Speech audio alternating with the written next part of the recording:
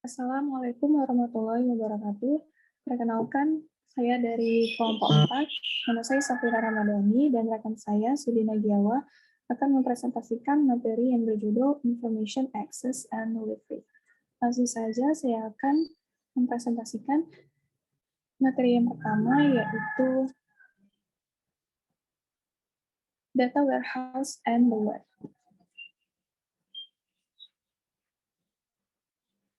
Definisi data warehouse adalah sebuah sistem tempat penyimpanan, pengambil, dan mengkonsolidasi kumpulan data secara periodik yang didesain berorientasi subjek, terintegrasi, bervariasi, dan non-volatile. Data warehouse mengkombinasikan informasi dengan meringkas dan mengelompokkan. Informasi yang diperlukan ini didefinisikan oleh para pengguna sesuai dengan informasi yang mereka butuhkan dalam pengambilan keputusan. Suatu data warehouse hanya berisi informasi yang relevan dengan user untuk mendukung pengambilan keputusan. Lalu yang berikutnya, berorientasi subjek. Data warehouse dirancang untuk menganalisa data berdasarkan subjek tertentu dalam perusahaan atau organisasi. Yang berikutnya, jenis data warehouse. Jenis-jenis data warehouse ada 3, yaitu yang pertama, enterprise data warehouse, yaitu pusat penyimpanan data untuk seluruh perusahaan. Yang kedua, operational data warehouse, lokasi penyimpanan data yang digunakan secara rutin, dan ada data mart, yaitu tempat penyimpanan yang dirancang untuk departemen tertentu.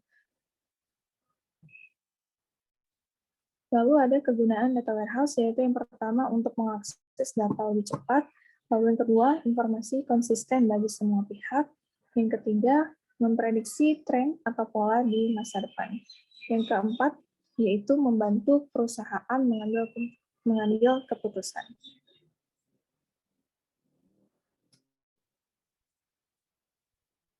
Lalu, fungsi data warehouse.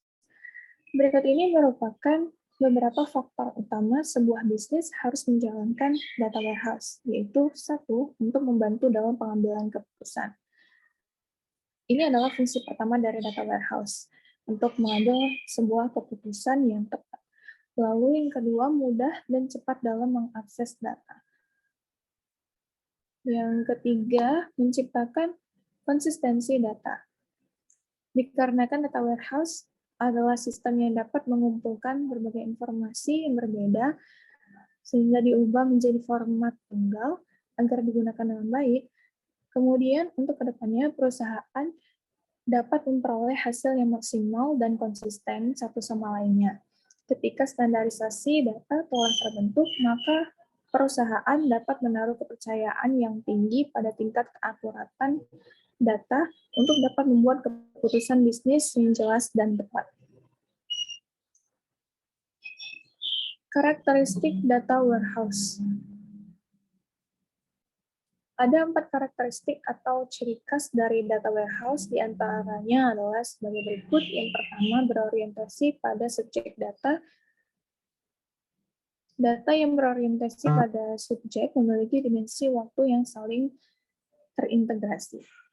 Lalu yang kedua, data telah terintegrasi. Yang ketiga, data bersifat tetap. Lalu yang terakhir, dibuat dalam rentang waktu tertentu. Komponen data warehouse.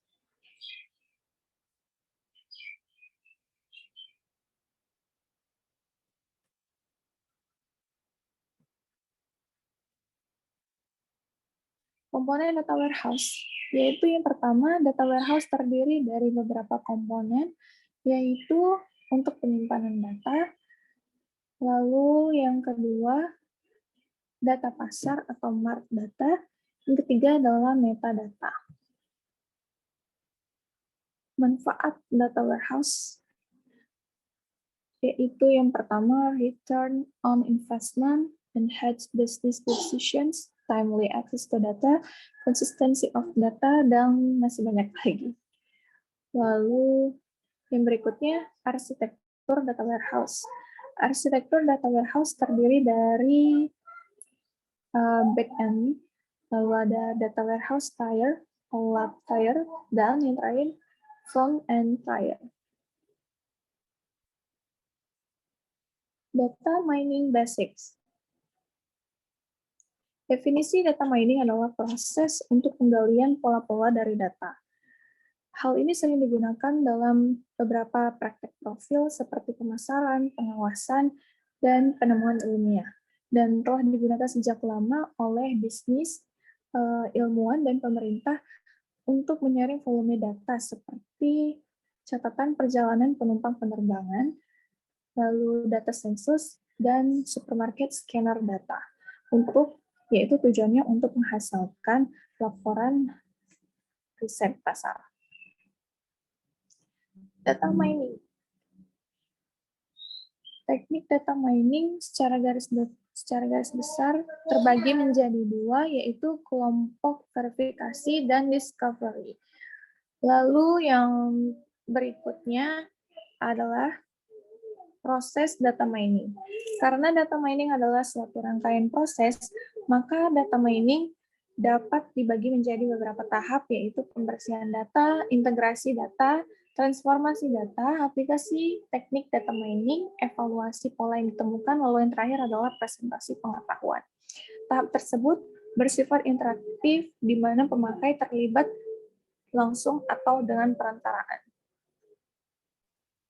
Lalu yang berikutnya adalah implementasi data mining. Di sini saya mengambil analisa pasar dan manajemen.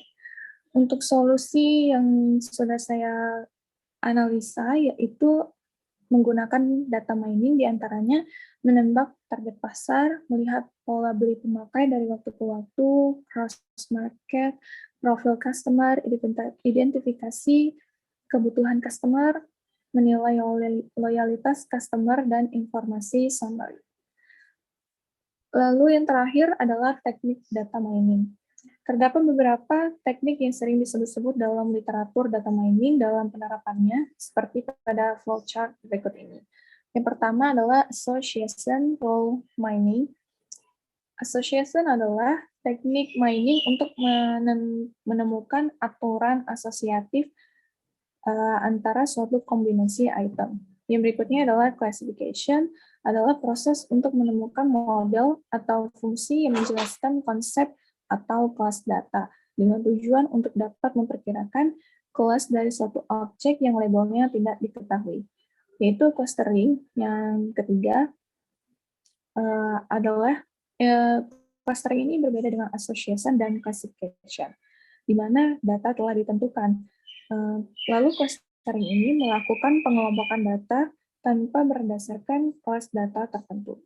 Yang terakhir adalah algoritma hierarki defensive. Langkah awal yang dilakukan dalam algoritma adalah membentuk suatu klaster besar yang dapat ditempati oleh semua objek data.